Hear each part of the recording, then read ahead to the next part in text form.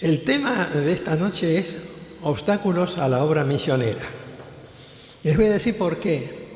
Se está haciendo en este tiempo un énfasis global en todo el planeta en cuanto a las misiones, porque aunque cada vez somos más, somos cada vez menos en relación con la población del mundo. Y los que avanzan mucho más rápido que nosotros son los islámicos, los maometanos y algunas de las sectas. Y el cristianismo va retrocediendo un poquitito, en parte por errores de los mismos cristianos, de las mismas instituciones que ustedes conocen, inclusive a través de los diarios que dan una información sobre escándalos, por ejemplo, escándalos morales de algunos religiosos en Estados Unidos, no solamente católicos como dicen los diarios, también protestantes y de toda clase, evidencias que debilitan el testimonio de las iglesias y dificultades con que tropieza la obra del Señor en muchos países.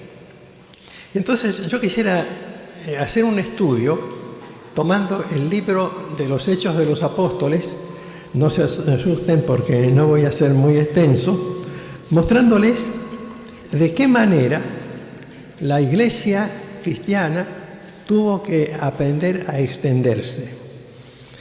Les cuento algo antes del pasaje bíblico. Ustedes tengan su Biblia abierta en el libro de Hechos capítulo 8, pero no lo vamos a leer allí, sino que primero les voy a aclarar algunas cosas.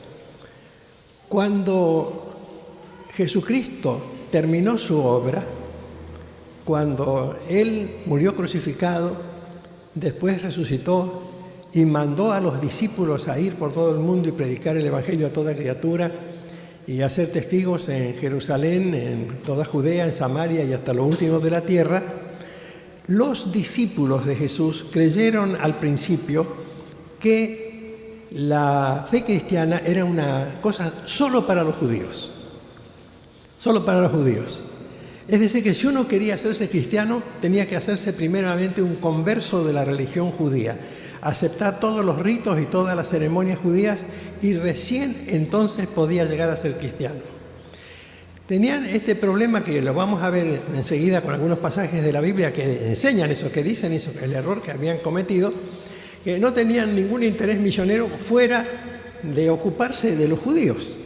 Los judíos, para ellos eran el pueblo de Dios privilegiado y entendían que la cosa debía ser así. Incluso San Pablo a veces decía primero los judíos y después al griego, después a los que no son judíos. Así que históricamente, en el primer siglo del cristianismo, particularmente en los primeros 10 o 20 años, los cristianos eran una secta del judaísmo. Por lo menos así se la veía desde afuera. Así la veía el Imperio Romano, así la veían los testigos de la historia de aquella época. Entonces Dios tuvo que usar varias cosas y tropezó con varios obstáculos, con los obstáculos que están previstos en la Biblia para nuestra enseñanza. El primer obstáculo con que tuvo que enfrentarse el Señor con su proyecto era la falta de visión de la gente. Se quedaban en Jerusalén. Claro, Jerusalén era una ciudad que, según dicen los historiadores, por lo menos según dice una información que yo tengo en internet, que creo que es bastante confiable, a veces llegaba a tener hasta 2 millones de habitantes, porque era como Mar del Plata. En una época tenía poca gente, después venían las fiestas, se venía todo el mundo a Jerusalén y había 1,5 millones, 2 millones, era una actividad comercial, una actividad de gran ciudad de la época aquella. Terminaba la fiesta, la gente se iba, como cuando se van todos de Mar del Plata, cuando termina el verano, pero allí no había ese problema de clima tan notable como el de Mar del Plata, donde la gente va en verano y se retira un poco en invierno, sino que la gente iba en relación con las festividades y por razones turísticas también, entonces y no solamente ahora. Entonces era necesario sacar a la gente, darle una visión, porque ellos mismos se sentían obligados a ocuparse solamente de los judíos. Y el Señor tuvo que dar 2 pasos para este primer obstáculo. El primero fue obligarlos. Los obligó. Dice el capítulo 8, que el versículo 1, después de hablar de que Saulo, que llegó a ser San Pablo, pero no hablamos de él en este momento, en aquel día, en el día que fue asesinado el primer mártir cristiano llamado Esteban, en aquel día hubo una gran persecución contra la iglesia que estaba en Jerusalén, y todos fueron esparcidos por la tierra de Judea, por las tierras de Judea y de Samaria, salvo los apóstoles. Es decir, tuvieron que irse porque los perseguían. Es como si vinieran aquí a Rosario y dijeran, bueno, vamos a encarcelar o matar a todos los bautistas. Entonces, en general, muchos de nosotros tratarían tal vez de irse para buscar refugio porque tenían el temor a la persecución. Pero lo que el Señor hizo fue que se escaparan por miedo a la persecución, pero dice el versículo 4 que aquellos que fueron esparcidos iban por todas partes anunciando el Evangelio. Sin embargo, este anuncio del Evangelio era para los judíos. Es decir, que no hay ningún judío aquí presente. Ninguno. ¿Hay alguno de ascendencia judía vos? No, ninguno. No me digas. Bueno, yo sí soy de ascendencia judía, según dicen por ahí la gente que conoce mi familia, por el lado de mi papá, mis abuelos, todos nacieron en Rusia en realidad. Pero por ahí yo leí algunos papeles, algunos documentos que dicen que eran judíos que habían emigrado de la India y se habían radicado en Rusia, y de allí vendría mi familia. Entonces yo sería el único que tendría derecho a escuchar el Evangelio. Acá ustedes váyanse a su casa, vayan a mirar el partido de River con Chacarita, véanlo con tranquilidad porque no tiene nada que hacer acá. Entonces me traen un judío y yo le predico. Bueno, parece mentira, pero la gente pensaba así. Pensaba de esa manera. Así que estos que iban por todas partes predicando el Evangelio, iban, dice el pasaje, por todas partes anunciando el Evangelio, pero no le predicaban a los que no eran judíos. Porque el primero que se atrevió a predicarlo fue Pedro. Pero Pedro se oponía, por eso este primer obstáculo sobre la falta de conciencia es importante, porque muchas veces el ministerio de la Iglesia es estorbado por la falta de conciencia. El Señor lo llama al apóstol Pedro a través de una visión. Esta visión la tenemos en el capítulo 10 del libro de los Hechos. Dice que el versículo 9 al final, después les cuento la historia de los primeros versículos, el versículo 9 al final dice: Pedro subió a la azotea para orar cerca de la hora sexta. La hora sexta es mediodía, porque ellos contaban las horas desde el amanecer. O sea, 6 horas después del amanecer, a mediodía, Pedro subió a la terraza para orar, una costumbre de los judíos de aquella época. Y tuvo gran hambre y quiso comer. Pero mientras le preparaban algo, le sobrevino un éxtasis, una visión. Y vio el cielo abierto y que descendía algo semejante a un gran lienzo que, atado de las 4 puntas, era bajado a la tierra, en el cual había de todos los cuadrúpedos terrestres y reptiles y aves del cielo. Y vino una voz: levántate, Pedro, mata y come. Que matara y comiera esa comida que estaba ahí. Entonces Pedro dijo en la visión: Señor, no, porque ninguna cosa común e inmunda he comido jamás. Volvió la voz a él la segunda vez: lo que Dios limpió, no lo llames tú común. Esto se hizo 3 veces y aquel lienzo volvió a ser recogido en el cielo. Y mientras Pedro estaba perplejo dentro de sí sobre lo que significaría la visión, porque Pedro no podía entender, bajaba un lienzo, una sábana, con un montón de comida de animales de toda clase, muchos de los cuales estaban prohibidos para los judíos. Los judíos no comían, por ejemplo, cerdo no comían, jamón no podían, no podían hacerse un pancho con un chorizo de cerdo, pues no podían. Había una cantidad de cosas que no podían comer. Entonces Pedro dice: no, yo no como eso. ¿Por qué? Porque yo soy judío. Y como judío no puedo comer lo que la ley me prohíbe, la ley que tenían los judíos, la ley religiosa, la ley de Moisés. Yo no puedo comer. Entonces el Señor le explica, como ustedes pueden leerlo si le dan una repasada a este capítulo 9, porque hay varias cosas más de las que vamos a hablar esta noche, lo hacen en su casa. El Señor le explica: mira, Pedro, el tema es así. Yo quiero que vos evangelices a los que no son judíos. Acá cerca, en una ciudad vecina, vive un señor que se llama Cornelio, dice el capítulo 10, el versículo 1, un hombre llamado Cornelio, un centurión, es decir, un jefe militar de la compañía llamada La Italiana, nada que ver con los judíos, que era piadoso y temeroso de Dios a su manera. Y Dios quería que Pedro fuera. Pero ¿qué pasaba? Que Pedro era San Pedro. ¿Cómo yo, San Pedro, judío de judíos, de puro linaje hebreo, descendiente de Abraham, Isaac y Jacob, yo me voy a meter en la casa de un pagano? Aunque le guste la Biblia y aunque sea devoto, yo no voy a entrar ahí. Además, hay tantos judíos acá en Jerusalén que necesitan ser evangelizados, y tantos judíos en Judea que necesitan ser evangelizados, y tantos judíos en Samaria que necesitan ser evangelizados, y yo voy a irme de acá, de este lugar, hasta esa otra ciudad para buscar un tipo pagano de otra religión que pertenece al imperio que nos oprime. Por eso el Señor le dijo, un momentito, te mando yo. Y cuando termina la visión, mientras Pedro pensaba en la visión, dice el versículo 10, el Espíritu Santo le dijo, he aquí 3 hombres te buscan. Levántate pues y desciende y no dudes de ir con ellos, porque dudaba Pedro, porque yo los he enviado. Entonces Pedro, descendiendo a donde estaban los hombres que fueron enviados por Cornelio, les dijo, yo soy el que ustedes buscan. ¿Cuál es la causa por que ustedes vinieron? Entonces se fueron hasta la casa, para abreviar la historia, hasta la ciudad de Cesarea, donde estaba este jefe militar. Y Pedro vio que estaba reunida mucha gente ahí, gente que no era judía. Entonces Pedro dice en el versículo 28, les dijo, ustedes saben cuán abominable es para un varón judío juntarse o acercarse a un extranjero. Él mismo les dice, esto que estoy haciendo es abominable para un judío. Estoy haciendo algo que no debo hacer.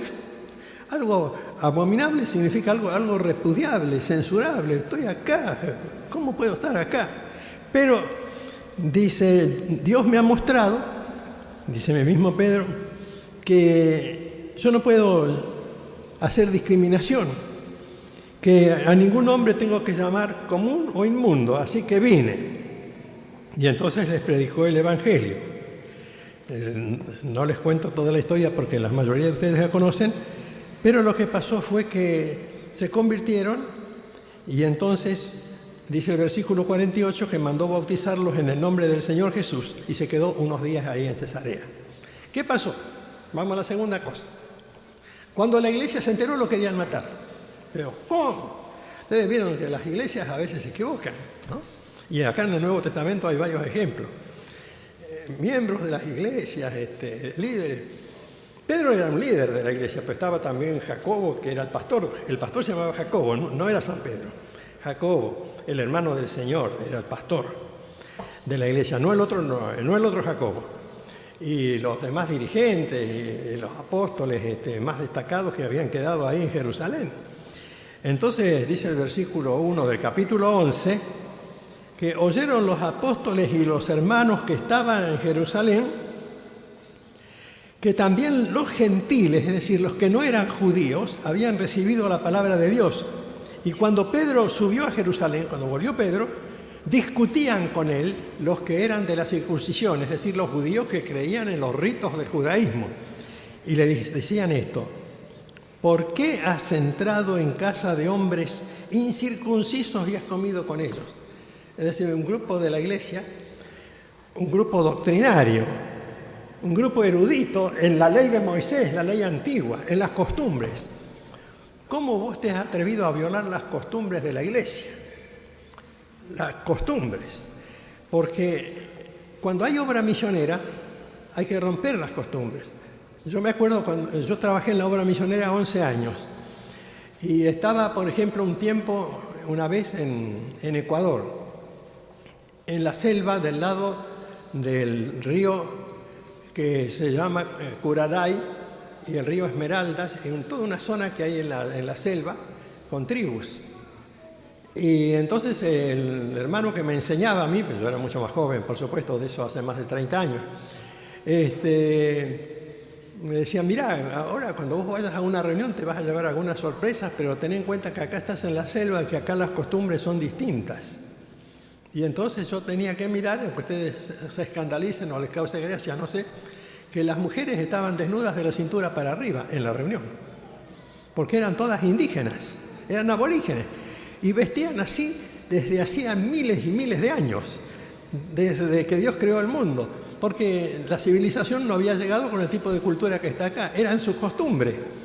Hace un calor que no baja de 40 a 42 grados, entonces uno no está acostumbrado, uno le choca y uno pretende que la cosa sea diferente, pero no puede cambiar las cosas, porque son costumbres culturales. Es decir, por el hombre puede haber otro tipo de tentación para el indígena, pero no esa tentación, pues está acostumbrado desde que nació.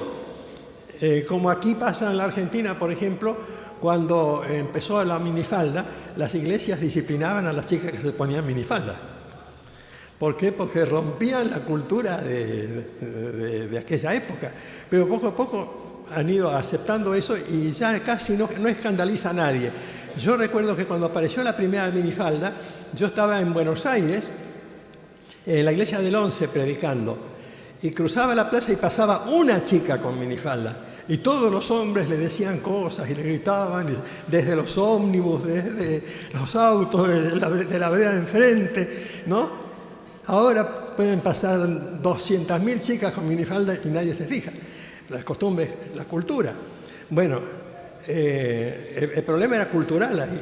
La iglesia tenía una cultura. La cultura era acá, para los líderes, y ya lo vamos a ver enseguida, era que los hombres, bueno, las mujeres con otros ritos, pero los hombres con el rito de la circuncisión, tenían que aceptar eso primero y si no, no podían ser miembros de la iglesia.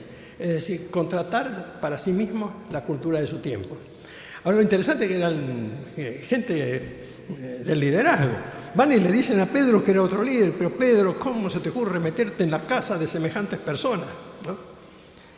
Y Pedro tenía que decirles, mirá, pero para explicárselo yo lo explico con un lenguaje de hoy, pero Pedro tenía que decirle, mirá, lo que pasa es que Dios me reveló que esa gente también necesita ser salva y que no hay necesidad de pedirles que se circunciden, sino que simplemente acepten a Cristo porque lo mejor ha quedado demostrado porque el Espíritu Santo llegó sobre él.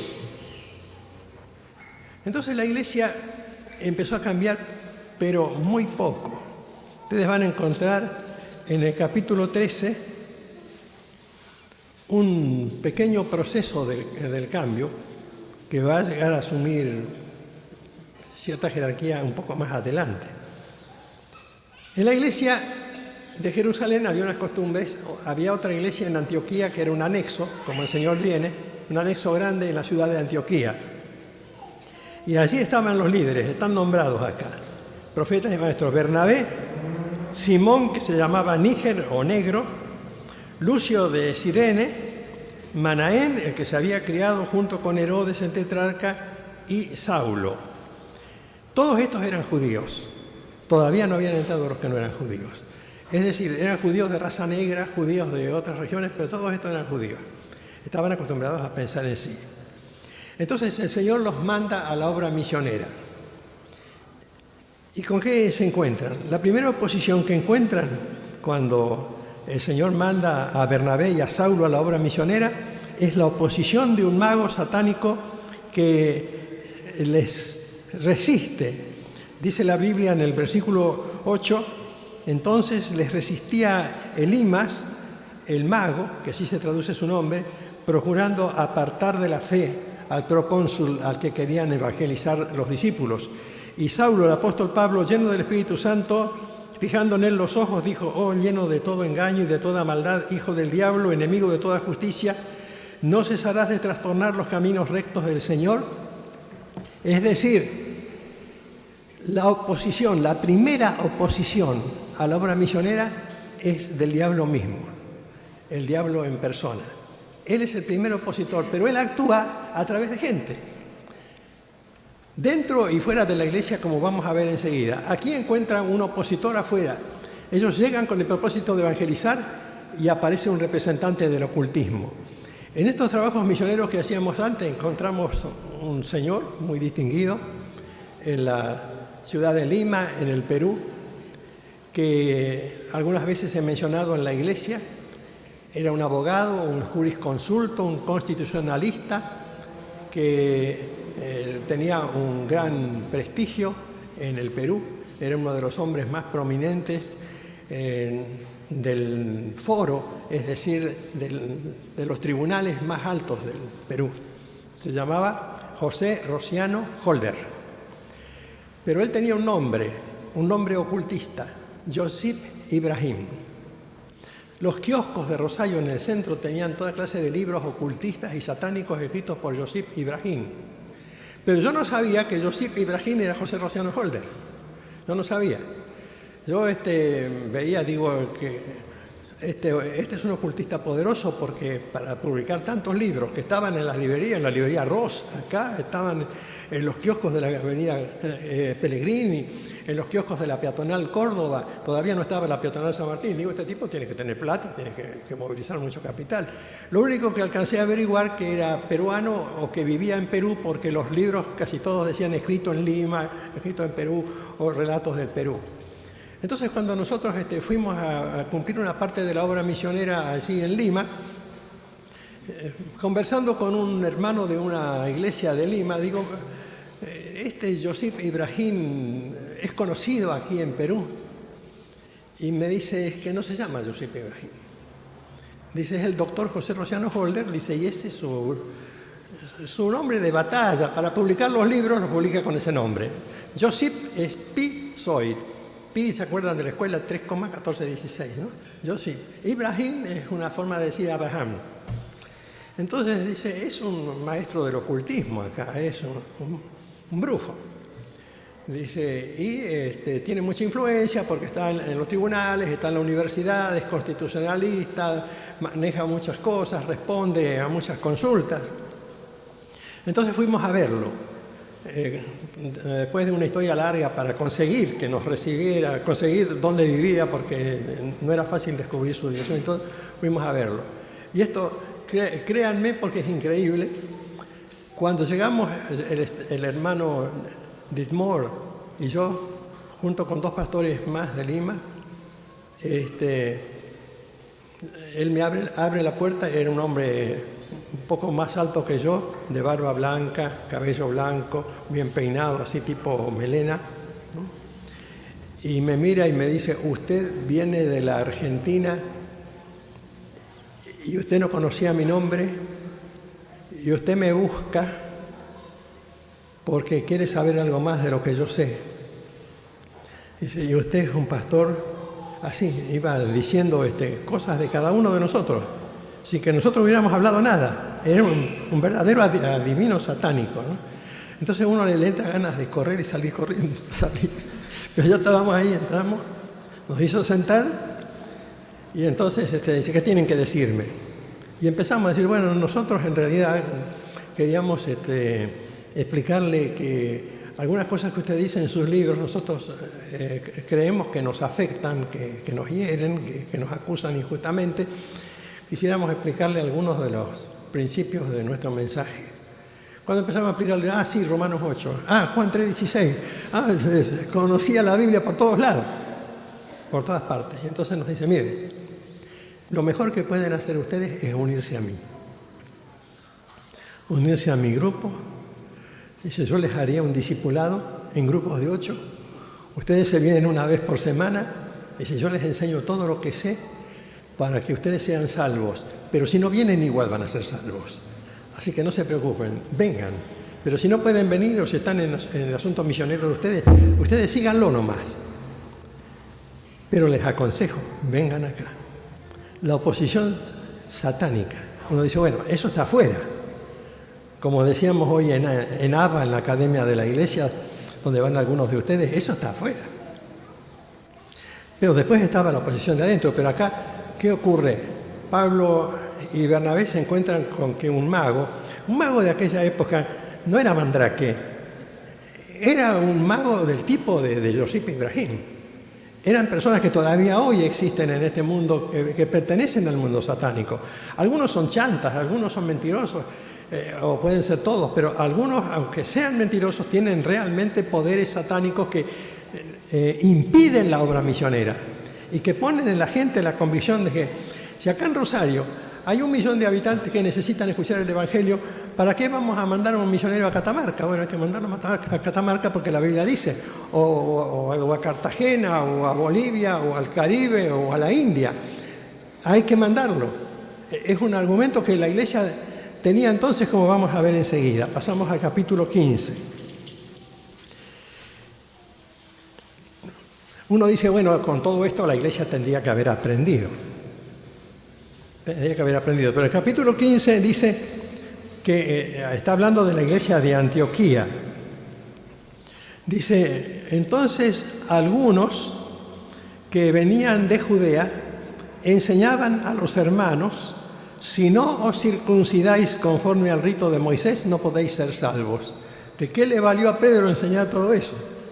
Fíjense, el grupo rebelde estaba metido en la iglesia. Acá no es el mago, estos eran los mismos que le dijeron a Pedro, es un escándalo que vayas ahí a la casa de Cornelio y vayas que se conviertan los militares del Imperio Romano. Y bueno, Pedro les dice, bueno, pero yo los bauticé, recibieron el Espíritu Santo, hasta hablaron en lenguas, pasó un cambio en la vida de ellos. Entonces todos, dice la Biblia, allá en el capítulo 10 que veíamos hace un rato, que se pusieron contentos y glorificaban a Dios. Macana, glorificaban hasta por ahí nomás. Porque como ahí en Jerusalén estaba la autoridad de Pedro y muchos no se atrevían, se fueron a pelearlo a Pablo en la iglesia de Antioquía, porque el virus opositor a la obra misionera tenía que correr de una iglesia a la otra. ¿Cuáles eran las iglesias más grandes misioneras? Una era Jerusalén y la otra era Antioquía. Entonces el virus tenía que correr, tenía que llegar. Llega a Antioquía, esta gente viene de Judea, venimos de allá.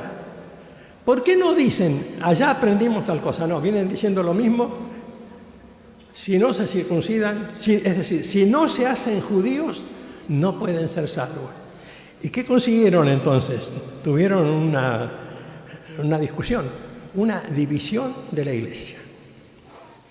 División de la iglesia, por oposición a la obra misionera, porque no tenían visión.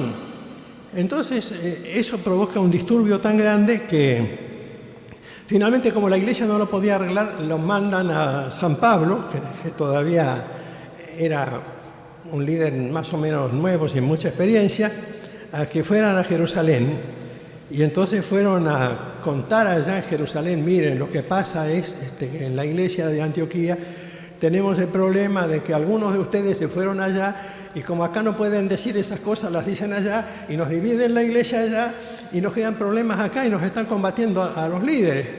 Entonces, dice el pasaje en el versículo 4, llegados a Jerusalén, fueron recibidos por la iglesia, los apóstoles y los ancianos y refirieron todas las cosas que Dios había hecho con ellos. Pero algunos de la secta de los fariseos que habían creído se levantaron en la reunión, se levantaron diciendo, es necesario circuncidarlos y mandarles que guarden la ley de Moisés. ¿Por qué lo hacían? Era una técnica satánica para impedir la obra misionera. Porque mientras se peleaban entre ellos, imagínense si nosotros nos peleáramos entre nosotros, nos pasaría lo mismo. Satanás nos obliga a mirar a nosotros, entre nosotros mismos, y pasaría como ocurría con Racing cuando había el problema institucional del Club Racing, donde todos eran hinchas de Racing y todos estaban peleados entre ellos y casi lo mandan a Racing a la desaparición. Bueno, en Jerusalén pasaba lo mismo. Llega allí el apóstol Pablo, cuando todavía no era el gran apóstol, pero empezaba a serlo, junto con su compañero Bernabé, llegan allí para pedir la opinión de la iglesia. ¿Qué ocurre? Que en la iglesia, versículo 7, dice, hubo mucha confusión y mucha discusión. Aquí hay una palabra que representa ambas ideas. Mucha discusión, mucha confusión, porque era un enfrentamiento entre líderes. ¿Se dan cuenta? Y claro, en esa discusión interviene Pedro. Y Pedro se acordaba, yo un día pensaba lo mismo. Pensaba que no tenía que ser, pero Dios que conoce los corazones, si les dio testimonio a ellos, dice el versículo 9, ninguna diferencia hizo entre nosotros y ellos, purificando por la fe sus corazones. Ahora creemos, dice el versículo 11, que por la gracia de Jesús seremos salvos de igual modo que ellos. Entonces toda la multitud cayó y oyeron a Bernabé y a Pablo, etc. Y se amainó la tormenta. Llevaron una carta muy interesante, que pareció adecuada para el momento oportuno, y por ahí el problema terminó. Pablo entonces empezó sus viajes misioneros. Ustedes saben lo que relata la historia. Cuando ustedes leen en Apocalipsis, los capítulos 2 y 3, lo que pasaba en aquel tiempo, observan lo siguiente. En el capítulo 2, por ejemplo, iglesias que Pablo tocaba en la obra misionera. Uno dice, bueno, si Pablo, que era un pastor casi sobrenatural, un apóstol tremendo de tanto poder, iba fundando iglesias, esas iglesias no iban a tener problemas. Pero cuando Juan escribe, las cartas que están en el Apocalipsis escritas por el apóstol Juan bajo la dirección del Espíritu Santo, les va señalando, muchachos, ustedes tienen que estar siempre alertas porque la obra misionera siempre es detenida por varios factores. Por ejemplo, en la carta a Éfeso, capítulo 2, dice el versículo 4, tengo contra ti que has perdido tu primer amor. Entonces hay allí algo. Después, en la carta que está dirigida a la iglesia de Esmirna, le dice el versículo 9, yo conozco tus obras y tu tribulación y tu pobreza, pero tú eres rico, y conozco la blasfemia de los que se dicen ser judíos y no lo son, sino sinagoga de Satanás. Es decir, son dos cosas. Había una infiltración de falsos judíos que eran al mismo tiempo satanistas. Uno dice, no, yo no puedo ser satanista. Miren, ustedes van a un creyente y le pregunta, ¿de qué signo es? Bueno, enseguida no es ningún pecado saberlo, la respuesta. Yo también sé que yo nací el 27 de febrero y que soy del signo Piscis. Punto. Pero si hay un creyente que lee el horóscopo y cree y se deja influir por el horóscopo, ya entró en lo satánico. La sinagoga de Satanás era una alusión a la infiltración satánica dentro de la iglesia de Esmirna. Es decir, sinagoga era un lugar de culto, pero ¿de culto a quién? A Satanás. ¿Pero de qué manera? Es difícil, como comentábamos con una familia que estábamos visitando esta tarde, es difícil poner acá en la puerta templo de Satanás, acá se adora al diablo. A lo mejor sí, vendrían muchos hippies, algunos locos sueltos, o como en Norteamérica, que yo vi en la ciudad de San Francisco, el templo de Satanás, el templo más famoso del mundo, un templo más grande que el de la primera iglesia de la calle San Martín, ¿no? Con un cartel tremendo en relieve, en cemento, templo de Satanás. En realidad dice iglesia de Satán. Y acá en la Argentina hay una al lado del Gran Buenos Aires, en la entrada a la capital federal, a la derecha de la ruta, de la autopista, hay un templo de Satanás chiquitito y otro templo en Leandro Alem, provincia de Misiones. Pero es raro. Pero estos son sinagogas de Satanás, es decir, dicen que son judíos, ¿no? Es decir, simulaban una actitud de convertidos que no correspondían a la verdad. Entonces, Satanás bloquea, porque si uno empieza a pensar, tengo que ver, a ver, ¿qué me dice el horóscopo? ¿Qué va a pasar con la Argentina ahora? Entonces usted consúltelo a Orangel, porque es verdad que a Dualde uno no le puede creer, y a los demás tampoco. En realidad uno no sabe a quién creerle, no le puede creer a nadie. Entonces la gente se inclina hacia el mito, la fantasía, se inclina hacia la magia, busca respuestas ahí, porque desesperadamente no encuentra otra alternativa. Como bien dijo el hermano Traversaro cuando estaba orando, aquí estamos recibiendo el castigo de lo que merecemos por nuestro espíritu de hechicería, de magia, de superstición, de engaño. Pero el problema es cuando eso está metido dentro de la iglesia. Y aquí las denuncias que hace el Señor se refieren a obstáculos a la obra misionera dentro de la iglesia, porque todas estas iglesias nacieron en un programa misionero que estuvo a cargo principalmente de Pablo. Y Satanás se introdujo adentro para sabotear ese tipo de plan.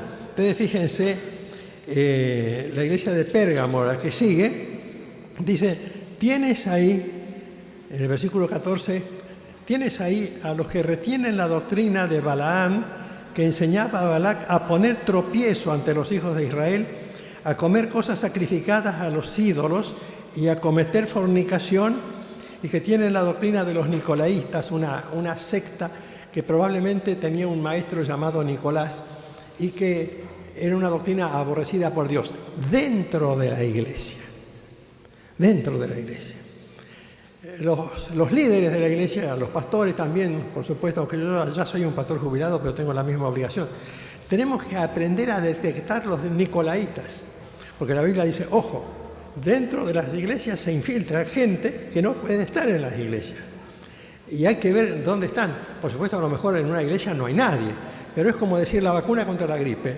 Todos tenemos que poner la vacuna contra la gripe si viene esta gripe que se anuncia que va a ser terrible, la que viene ahora en los meses próximos. Yo no sé si es cierto o no porque no soy médico, pero ya empiezan a aconsejar, hay unos médicos que hablan por Radio Rivadavia los sábados a las 2 de la tarde, dicen, todo el mundo vacunarse contra la gripe en este invierno porque es peligroso. Uno puede decir, bueno, yo nunca la voy a tener la gripe, pero hay que vacunarse. Uno puede decir, en mi iglesia o en mi anexo no va a entrar el diablo, pero hay que vacunarse.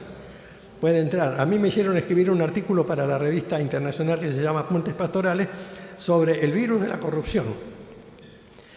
Pero el virus de la corrupción no en el plano político, en el plano de la vida de las iglesias. Y acá se lo denuncia el Señor concretamente, lo advierte con toda certeza.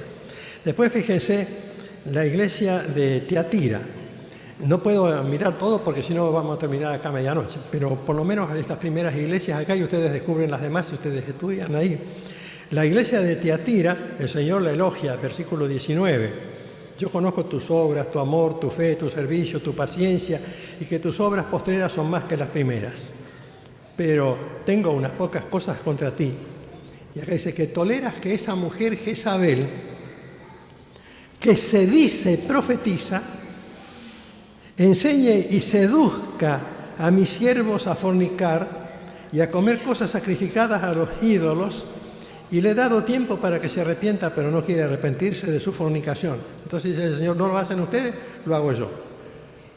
Le hiere a la iglesia. Dice, yo la arrojaré en cama y en gran tribulación también a los que con ella adulteran si no se arrepienten de las obras de ella. Y a sus hijos heriré de muerte. Y todas las iglesias sabrán que yo soy el que escudriña la mente y el corazón. Y os daré a cada uno según vuestras obras. Después dice, conozco a vosotros y a los demás, yo tengo una versión un poco distinta, que están en Tiatira, a cuantos no tienen esa doctrina y no han conocido lo que los otros llaman las profundidades de Satanás. Ustedes saben que hay eso, existe ese riesgo. Cuando el Señor nos lanzó al trabajo misionero, nos advirtió sobre las dificultades. Hay dificultades que pueden estar en nuestro propio corazón.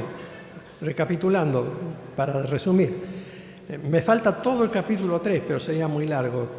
Pero hay dificultades que nacen en nuestro propio corazón. Por ejemplo, Pedro y yo, Señor, tener contacto con esa gente no, porque yo estoy para cuidar a los miembros judíos de la iglesia, porque la iglesia es para los judíos, al judío primeramente. Pablo le agregó, y después al griego, pero por ahí es nada más que el judío. Entonces tuvo que aprender su oposición interna, sincera, genuina, personal, honesta, pero equivocada. Después hay oposición de Satanás. Cuando uno se quiere lanzar a la obra misionera, tiene una oposición satánica vigorosa. Después hay una oposición que puede surgir dentro de la misma iglesia. Es decir, la misma gente de la iglesia puede oponerse al trabajo misionero y al llamado misionero. Entonces, ¿cómo manipula uno estos tres factores y otros más que hemos mencionado de paso en esta noche? ¿Cómo se enfrenta uno con eso? Bueno, la mejor manera es pensar así. Cuando Dios constituyó la iglesia a través de Jesús, nos puso a nosotros como responsables de la vida de la iglesia. El pastor Gaidú explicaba muy bien esta mañana en un mensaje muy coherente que tiene muchas coincidencias con lo que estoy diciendo esta noche, que Jesús dijo, yo edificaré la iglesia, y que nosotros somos piedras vivas que estamos dentro de la iglesia. Se supone que cada uno de nosotros tiene una vida transparente, una vida limpia. Se supone. Nos imaginamos que es así. No solamente por el canto, no solamente por la oración, no solamente por la lectura pública de la Escritura, sino una vida transparente. Una vida que acá, en mi casa, en el dormitorio, en la cocina, en la oficina, en el trabajo, en la calle, donde quiera que estoy, en la iglesia o fuera de ella, soy transparente. Y que se pueda decir lo mismo de mí este año y el año que viene, y dentro de 10 años, y dentro de 20 años, y dentro de 30 años, se pueda decir lo mismo. Y lo pueda decir el Señor. Porque si no, cada una de nuestras debilidades, el Señor las utiliza para frenar nuestra carrera, para desviarnos de su propósito. De modo que lo que Él va reclamando aquí, si ustedes leen bien estas cartas del capítulo 2 de Apocalipsis y después las cartas del capítulo 3, lo que Él va reclamando es esa transparencia, esa pureza tranquila, ingenua y sencilla de los verdaderos creyentes, que son así, son como son limpios, son puros, con defectos que el Señor mismo se encarga de limpiar cada día, pero que permiten que uno avance en el espíritu misionero. Y cuando uno es transparente, uno reconoce lo que el Señor ha puesto delante nuestro para conducir a la iglesia. Los pastores, los diáconos, los ministros, bueno, ahora creo que la organización de la iglesia es un poco distinta, los encargados, los oficiales, los que tienen cargo y los que no tienen cargo también, es reconocer la manera como el Señor organiza la iglesia para que la iglesia funcione. Yo estoy muy de acuerdo con el énfasis del pastor Gaidú, y esa es la razón por la que estoy hablando esta noche, en cuanto a que debemos tener organización y propósitos claros, y debemos tener limpieza interior, pureza interior, transparencia interior. No ser diablos en casa, santos en plaza y diablos en casa, dice un refrán español. No podemos ser eso. Hemos de ser lo que Dios demanda que seamos. Es decir, hemos de ser auténticos, hemos de demostrarle al mundo que nosotros no pertenecemos a la corrupción que prevalece en el mundo de hoy, que no estamos formando parte del caos, que no somos cómplices de la magia de la superstición y del pecado, que queremos ser de veras santos, completamente santos. Y sabemos que esto es cierto. Sed santos, dijo el Señor, porque yo soy santo. Una santidad total, una santidad perfecta, una santidad pura. Así la obra misionera va a avanzar, y de veras va a avanzar. El problema es que no avanza mientras el pecado que fluye de nuestra propia naturaleza y del mundo que nos rodea nos frena. Pero si estamos santificados, si nos sentimos santos y obramos en nombre del Espíritu de Dios, victorias vamos a tener. Les hablo con la experiencia de mis muchos años de vida y de mis muchos años de ministerio. Y porque Dios me ha usado de verdad y sin exageración para llevar miles de personas a los pies de Cristo a lo largo de más de 50 años de ministerio. Y no es ninguna exageración, es la simple verdad. Y eso es importante tenerlo en cuenta. Eso hay que considerarlo, porque es palabra de Dios para este mundo desesperado, confuso y agonizante que estamos enfrentando hoy. Que tengamos un gran protagonismo en la obra misionera.